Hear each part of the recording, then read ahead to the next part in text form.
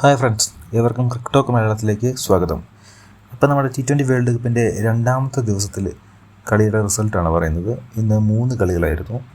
Match number 4, 5, 6. ഒന്നാമത്തെ കളിയുടെ result ആദ്യം പറയാം. ഒന്നാമത്തെ കളിയിൽ ന്യൂസിലാൻഡും അഫ്ഗാനിസ്ഥാനും തമ്മിലാണ് ചെന്നൈ MA ചിദംബരം സ്റ്റേഡിയത്തിൽ ഏറ്റുമുട്ടിയത്. അതിൽ ആദ്യം ബാറ്റ് ചെയ്ത അഫ്ഗാനിസ്ഥാൻ 182 റണ്ണാണ് നേടിയത്. അഫ്ഗാൻ്റെ ബാറ്റിംഗ് നിലയിലേക്ക് വന്നു തന്നെ ഗഡ്വാദിൻ 63 റൺസ് നേടി. അദ്ദേഹത്തിന് മാത്രമാണ് നല്ലൊരു പ്രകടനം കാഴ്ചവെക്കാൻ സാധിച്ചുള്ളൂ. അതുപോലെ ന്യൂസിലൻഡിൻ്റെ ബോളിങ്ങിലേക്ക് വന്നു കഴിഞ്ഞിട്ടുണ്ടെങ്കിൽ മാറ്റ് ഹെൻറി വളരെ നല്ലൊരു പെർഫോമൻസ് ആയിരുന്നു. 4 ഓവർ 25 റണ്ണിന് 2 വിക്കറ്റ് നേടുന്നു. അതുപോലെ തന്നെ അവരുടെ ക്യാപ്റ്റനായിട്ടുള്ള മിച്ചൽ സാനർ 4 ഓവർ 23 റണ്ണ് മാത്രം ഇട്ട് കൊടുക്കുന്നത്. വിക്കറ്റ് ലഭിച്ചില്ലെങ്കിലും നല്ലൊരു ബോളിംഗ് പ്രകടനമായിരുന്നു.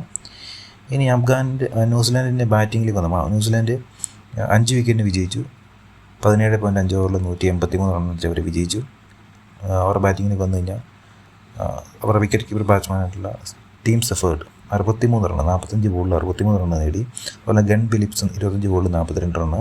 പിന്നെ ഡാരി മിച്ചൽ സാനിയർ അവരെല്ലാവരും അവരുടേതായ ഒരു കോൺട്രിബ്യൂഷൻ നൽകിക്കൊണ്ട് തന്നെ ആ ടീമിനെ വിജയത്തിലേക്ക് എത്തിക്കാനും സാധിച്ചു. ഇനി അഫ്ഗാൻ്റെ ബോളിംഗ് നിലയിലേക്ക് വന്നു കഴിഞ്ഞാൽ മുസ്തഫർ റഹ്മാൻ 4 ഓവറിൽ 31-ന് 2 വിക്കറ്റ്. അതുപോലെ തന്നെ അവരുടെ സ്റ്റാർ ബോളറായിട്ടുള്ള റാഷിദ് ഖാൻ 4 ഓവറിൽ 36-ന് 1. ഇങ്ങനെയാണ് അവരുടെ ബോളിംഗ് പ്രകടനം. എന്തിനായാലും ന്യൂസിലാൻഡ് 5 വിക്കറ്റിന് അഫ്ഗാനിസ്ഥാനെ പരാജയപ്പെടുത്തിയിരിക്കുകയാണ്. ഇനി ഇന്നത്തെ ദിവസം ഏറ്റവും ഇൻട്രസ്റ്റിംഗ് ആയിട്ടുള്ള മാച്ച് എന്ന് പറയുന്നത് രണ്ടാമത്തെ മാച്ചായിരുന്നു. ഇംഗ്ലണ്ടും നേപ്പാളും തമ്മിലാണ്. നേപ്പാൾ നമുക്കറിയാം ഒരു അസോസിയേറ്റ് രാജ്യമാണ് ക്രിക്കറ്റിൽ. ഇംഗ്ലണ്ടാണ് ആതിഥേയന്മാരാണ് അല്ലേ ക്രിക്കറ്റിൻ്റെ. പക്ഷേ ക്രിക്കറ്റ് എപ്പോഴും അത്ഭുതപ്പെടുത്തിക്കൊണ്ടിരിക്കുന്നു എന്ന് പറയുന്നതിൻ്റെ ഏറ്റവും വലിയ ഉദാഹരണമായിരുന്നു ഇന്ന് നേപ്പാൾ. കാര്യം നേപ്പാളും ഇംഗ്ലണ്ടും തമ്മിൽ കളിച്ചപ്പോൾ നമുക്കറിയാം നേപ്പാളിനെ ഇംഗ്ലണ്ട് പുഷ്പം പോലെ പരാജയപ്പെടുത്തുമെന്ന് നമ്മൾ വിചാരിച്ചിരുന്നു. ഒരു പോരാട്ട വീര്യം നേപ്പാൾ കാണിച്ചു എന്നുള്ളതാണ്. ആദ്യം ബാറ്റ് ചെയ്ത ഇംഗ്ലണ്ട് 20 ഓവറിൽ 184 എന്നൊരു നല്ലൊരു സ്കോറാണ് നേപ്പാളിന് മുന്നിൽ അവർ പടുത്തുയർത്തിയത്. എന്തിനായാലും നേപ്പാളിനെ അവർക്ക് പരാജയപ്പെടുത്താൻ സാധിച്ചത് വെറും 4 റണ്ണിനാണ്.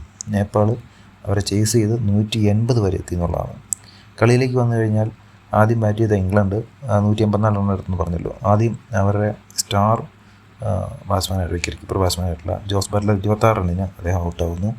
അതിനുശേഷം ജേക്കബ് ബദേൽ 55 റണ്ണ് നേടി. അതുപോലെ തന്നെ ഹാരി ബ്രൂ 53 റണ്ണ്. ഇവരുടെ ഒരു ബാറ്റിംഗ് പ്രകടനമാണ് അവരെ 184 എന്നൊരു സ്കോറിലേക്ക് എത്താനായിട്ട് സഹായിച്ചത്. നേപ്പാളിൻ്റെ എല്ലാ പ്ലേയേഴ്സും വളരെ നല്ലൊരു ബോളിംഗ് പ്രകടനം കാഴ്ചവെക്കാൻ എല്ലാവർക്കും സാധിച്ചില്ല. എങ്കിൽ പോലും അവരെ കൊണ്ട് കഴിയുന്ന രീതിയിലൊരു ബോളിംഗ് പ്രകടനം അവർ കാഴ്ചവെച്ചു എന്ന് തന്നെയാണ് നമ്മൾ പറയുന്നത്. അതായത് സന്ദീപ് ലാമിച്ചൻ 4 ഓവർ 25 റണ്ണ് മാത്രം വിട്ടുകൊടുത്തുകൊണ്ട് അദ്ദേഹം 1 വിക്കറ്റ് വീഴ്ത്തുന്നു. അതുപോലെ തന്നെ ദേവേന്ദ്ര സിംഗ് 3 ഓവറിൽ 23-ന് 2 വിക്കറ്റ്. അതുപോലെ തന്നെ നന്ദൻ യാദവ് 3 ഓവറിൽ 25-ന് 2 വിക്കറ്റ്. അങ്ങനെ നല്ലൊരു മികച്ച പ്രകടനം അവരുടെ ബോളിംഗ് ഭാഗത്ത് ഉണ്ടായിട്ടുണ്ട്. ഇനിയിപ്പം നേപ്പാളിലെ ബാറ്റിങ്ങിലേക്ക് വന്നു കഴിഞ്ഞിട്ടുണ്ടെങ്കിൽ ദേവേന്ദ്ര സിംഗ് 29 ബോളിൽ 44 റണ്ണ് നേടാനായിട്ട് അദ്ദേഹം സാധിച്ചു. അതുപോലെ തന്നെ അവരുടെ ക്യാപ്റ്റനായിട്ടുള്ള രോഹിത് പൗഡൽ 34 ബോളിൽ 39 റണ്ണ്. അവസാനം വന്നിട്ട് ലോകേഷ് ബാം 20 ബോളിൽ 39 റണ്ണാണ് നേടിയത്. അദ്ദേഹം അവസാനം വരെ ക്രീസിലുണ്ടായിരുന്നു. അദ്ദേഹം കളി ജയിപ്പിക്കുമെന്ന് വിചാരിച്ചു. അവസാനത്തെ ഓവറിൽ 10 റണ്ണ് മാത്രമായിരുന്നു ജയിക്കാൻ വേണ്ടിയിരുന്നത് നേപ്പാളിന്. 19ാമത്തെ ഓവറിൽ 14 റണ്ണ് അവർ നേടിയിരുന്നു. 20ാമത്തെ ഓവറിൽ 10 റണ്ണ് മാത്രം മതിയായിരുന്നു ജയിക്കാനായിട്ട്. പക്ഷേ സാംകറിന് എറിഞ്ഞ അവസാനത്തെ ഓവറിൽ 5 റണ്ണ് മാത്രം നേടാൻ നേപ്പാളിന് സാധിച്ചുള്ളൂ. അങ്ങനെ അവർ 4 റൺസിന് പരാജയപ്പെടുകയായിരുന്നു. ഇംഗ്ലണ്ടിൻ്റെ ബോളിംഗ് നിരയിലേക്ക് വന്നു കഴിഞ്ഞാൽ നമുക്കറിയാം ലിയോൺ ഡോൺസൺ 4 ഓവറിൽ 21 റണ്ണിന് 2 വിക്കറ്റ് നേടി. വേറെ ബോളേഴ്സിനൊന്നും തന്നെ വലിയ കാര്യമായിട്ടൊന്നും ഒരു അത്ഭുതപ്പെടുത്തുന്ന പ്രകടനമൊന്നും കാഴ്ചവെക്കാനായിട്ട് സാധിച്ചില്ല. അങ്ങനെ ഒരു അട്ടിമറി പ്രതീക്ഷിച്ച് നടത്തുന്ന ജസ്റ്റ് ഇംഗ്ലണ്ട് രക്ഷപ്പെട്ടു എന്ന് തന്നെ പറയാം. കാരണം നേപ്പാളിനെ പോലെ ഒരു രാജ്യം ഇംഗ്ലണ്ടിനെ അക്ഷരാർത്ഥത്തിൽ വിറപ്പിച്ചു. കാരണം ജസ്റ്റ് 4 റണ്ണിനാണ് അവർ പരാജയപ്പെട്ടുള്ളത്. അപ്പോൾ തീർച്ചയായിട്ടും നേപ്പാൾ ഒരു വരവറിയിച്ചു എന്ന് തന്നെ നമുക്ക് പറയാൻ സാധിക്കും. പല വമ്പന്മാരും ഈ ലോകകപ്പിൽ വീഴും എന്നതിന് ഒരു തെളിവ് തന്നെയാണ് നേപ്പാളിലെ ഒരു പ്രകടനം. ആർക്കും ആരെയും അട്ടിമറിക്കാമെന്ന രീതിയിലേക്ക് T20 ക്രിക്കറ്റ് മാറി എന്നുള്ളത് നമ്മൾ മനസ്സിലാക്കണം.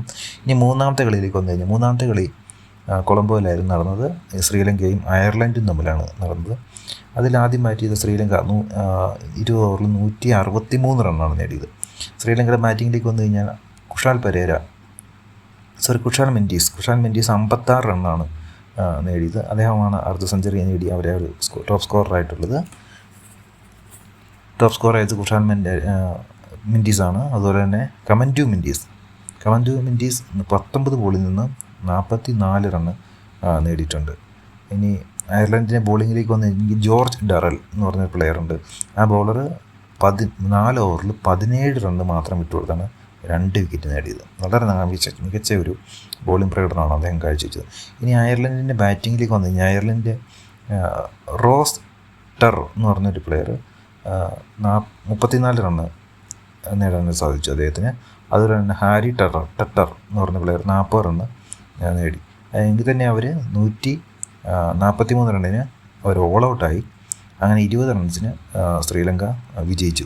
ശ്രീലങ്കയുടെ ബോളിങ്ങിലേക്ക് വന്നു കഴിഞ്ഞാൽ തീക്ഷണ 4 ഓവറിൽ 23-ന് 2 വിക്കറ്റ് 3 വിക്കറ്റ് നേടി.